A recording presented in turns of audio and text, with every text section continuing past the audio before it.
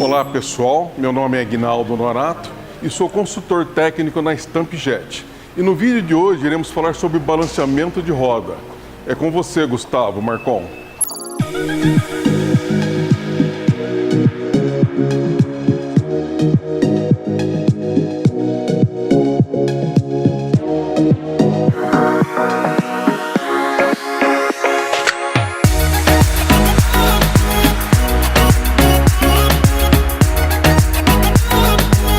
Olá pessoal, eu sou o Gustavo, especialista técnico da Escola do Mecânico. A intenção do vídeo de hoje é mostrar para vocês todo o procedimento de se fazer um balanceamento de roda, como o Aguinaldo mesmo mencionou.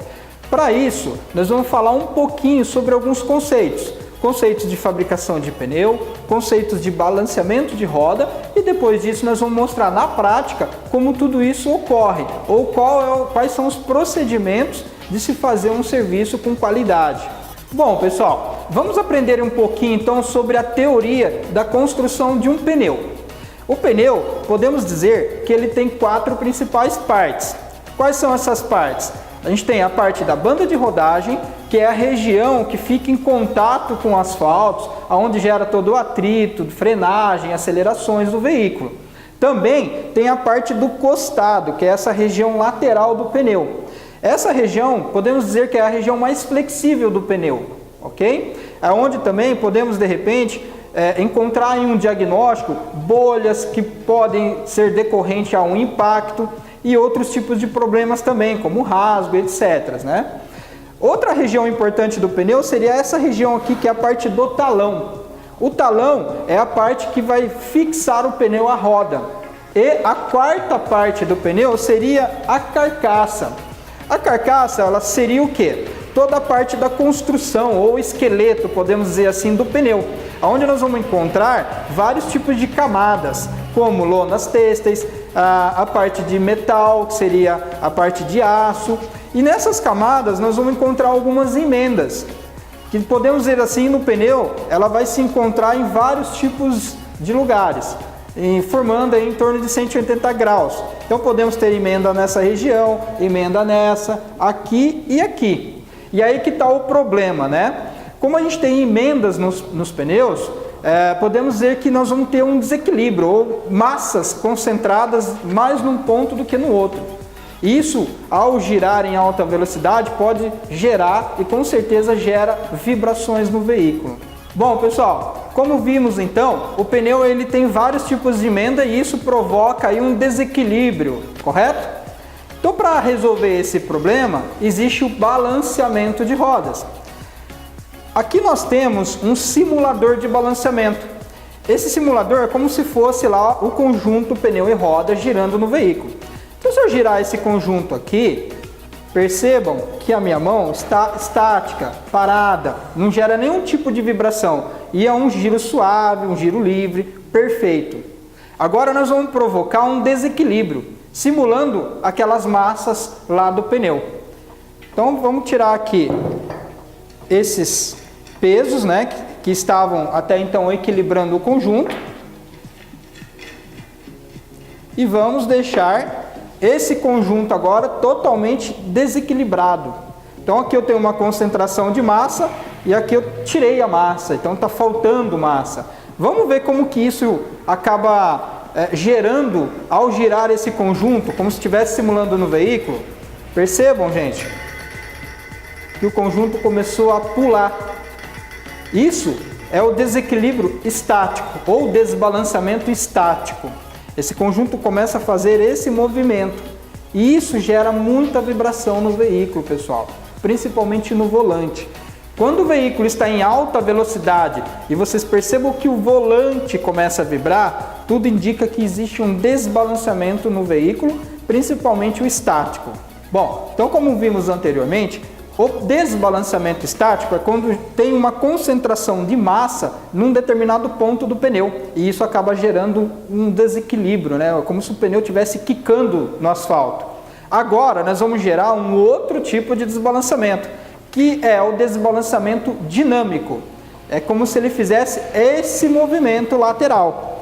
Como que nós vamos simular? nós temos agora aqui uma massa, uma concentração de massa nessa região do simulador e uma concentração de massa nessa outra região, formando então ali um desequilíbrio na diagonal desse conjunto. Se eu pegar agora esse simulador e girar, ele vai me fazer esse desequilíbrio, que chamamos de desequilíbrio ou desbalanceamento dinâmico.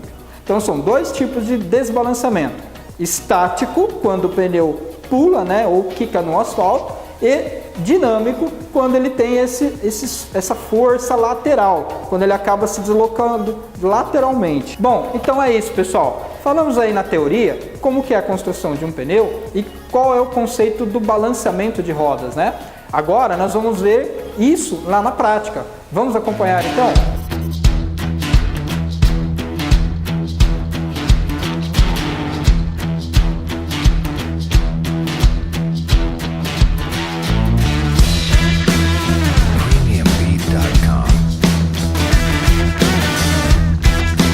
Bom, pessoal, agora aqui na prática, como a gente havia mencionado, até mesmo antes de fazer o procedimento de balanceamento, é importante na montagem do pneu seguir alguns procedimentos, como fazer uma boa lubrificação do pneu antes de colocar ele na roda e também ficar atento à posição de montagem, como esse pneu aqui, por exemplo, tem lado interno e externo, e até mesmo assim, alguns fabricantes possuem pintas na lateral do pneu. Isso significa que essas pintas têm lado mais leve e lado mais pesado.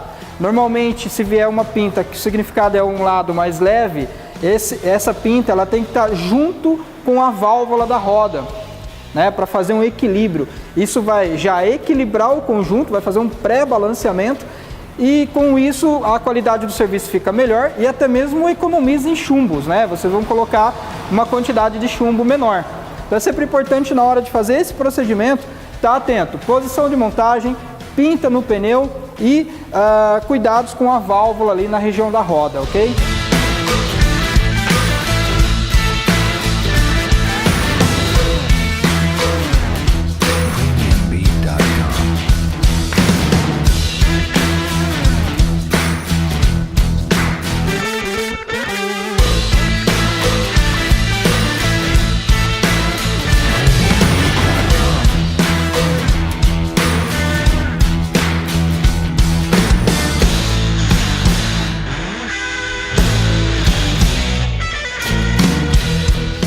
Antes mesmo de colocar o conjunto pneu e roda na máquina ou na balanceadora, recomendamos sempre fazer o balanceamento utilizando o cone para o lado de dentro da roda.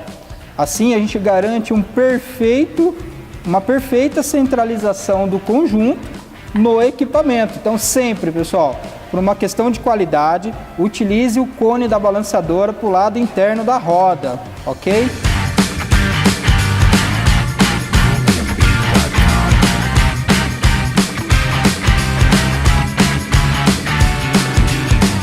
Bom, pessoal, um item muito importante ser lembrado. Antes de qualquer procedimento, o uso dos EPIs. Luva, óculos e, em alguns casos, protetor auricular. Vamos fazer o procedimento agora de balanceamento. Seja pneu novo, seja pneu usado, que seria aí os balanceamentos periódicos, sempre importante analisar a questão da calibragem, sempre tem que estar calibrado os pneus antes de sair fazendo o procedimento de balanceamento. E até mesmo observar a situação da roda. Claro que lá no veículo a gente já fez um procedimento de diagnóstico, mas é importante aqui no equipamento reforçar isso, pessoal. Então gire o conjunto e olhe, observem se não tem nenhum tipo de problema na roda ou até mesmo no pneu, se for um caso de pneu usado, né? Como escamação, deformação e desgaste irregular, como a gente mencionou lá na teoria. Legal?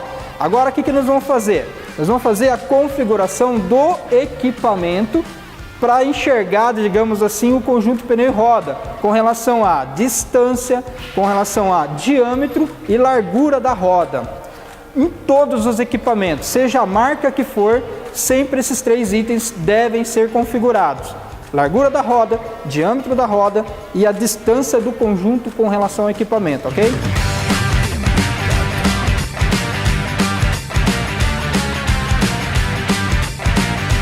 Pessoal, vamos fazer a configuração do equipamento então, conforme vocês viram a medida do pneu, né? Então, nesse caso seria a distância, ok? Aqui seria o diâmetro do pneu e, por último, a largura da roda.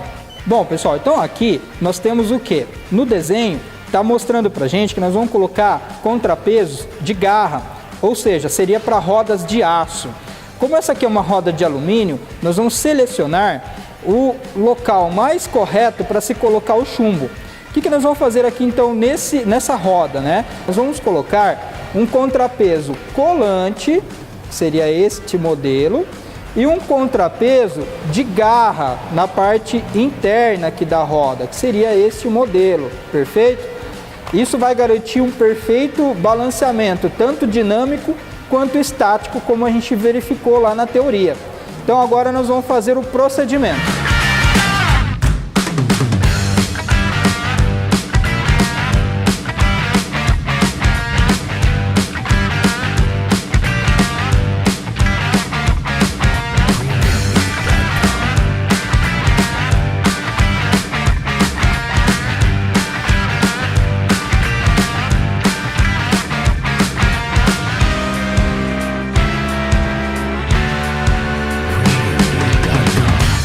Fazer um balanceamento é simples, porém a gente precisa estar atento a alguns cuidados e até mesmo alguns procedimentos importantes na hora de estar fazendo esse serviço, né? Nem sempre nós vamos virar o conjunto como vocês visualizaram e o equipamento já vai dar zerado, ou seja, já vai zerar os dois lados. Vai ter alguns momentos que vai ainda persistir algum valor no visor, né, no display, e nós vamos ter que zerar. Para isso, eu vou passar para vocês uma dica bem importante, que é o diagrama de campo, onde, dependendo do valor que encontrar lá no display, digamos que lá no display, do lado de fora, eu ainda tenho 30 gramas para zerar. O que eu vou ter que fazer? Eu vou ter que girar essa roda até dar o centro lá do display, né? E verificar onde o chumbo se encontra. Vamos supor que o chumbo ficou lá embaixo. Toda vez que vocês encontrarem um chumbo lá embaixo e no display tiver na posição de centro, isso significa que está pesado, ou seja, ainda aquelas 30 gramas está pesado e a gente teria que tirar 30 gramas do chumbo, do contrapeso.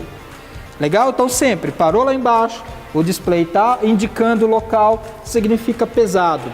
Se for ao contrário, se lá estiver indicando a posição e esse chumbo estiver aqui em cima, isso significa que está leve, ele está precisando de mais chumbo ou de contrapeso. Então, nesse caso, eu teria que pegar mais 30 gramas e colocar do lado ali, né? Para o lado de dentro da roda, claro, mas incluindo mais 30 gramas. E se por um acaso eu girar e esse chumbo ficar nessa região ou nessa região, isso significa que eu não coloquei o chumbo exatamente na posição correta. Então, sempre nesse caso, eu vou ter que reposicionar o chumbo. Normalmente, vai ter que subir ele um pouco, em torno aí de uns 3 a 4 dedos. Então, digamos que ele parou aqui, né? E eu estou vendo o chumbo para o lado de dentro da roda, eu vou descolar e vou subir ele um tanto, em torno de 3 a 4 dedos. Fazendo isso, eu não preciso ficar colocando chumbo ou contrapesos extras. Isso vai gerar aí um desperdício de contrapeso, tá, pessoal? Fazendo esse procedimento, verificando se ele está leve, se ele está pesado ou se a posição, eu garanto um perfeito balanceamento, eu garanto usar menos chumbo possível ou contrapeso possível e vai ficar perfeito o serviço. Isso se chama diagrama de campo. Então, nesse caso, eu vou identificar o que está acontecendo até zerar a máquina de vez.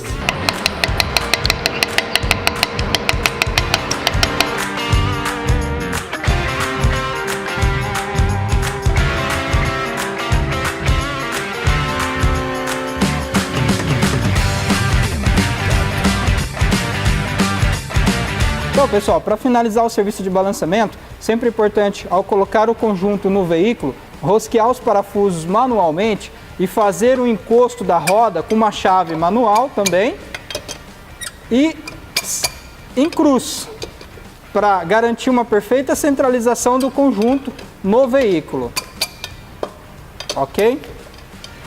Bom, pessoal, como vocês viram nesse treinamento, o serviço de balanceamento ele requer alguns procedimentos e alguns cuidados para garantir a qualidade do serviço. O serviço de balanceamento de roda recomendamos fazer a cada 10 mil quilômetros ou toda troca de pneu. Obrigado e até a próxima.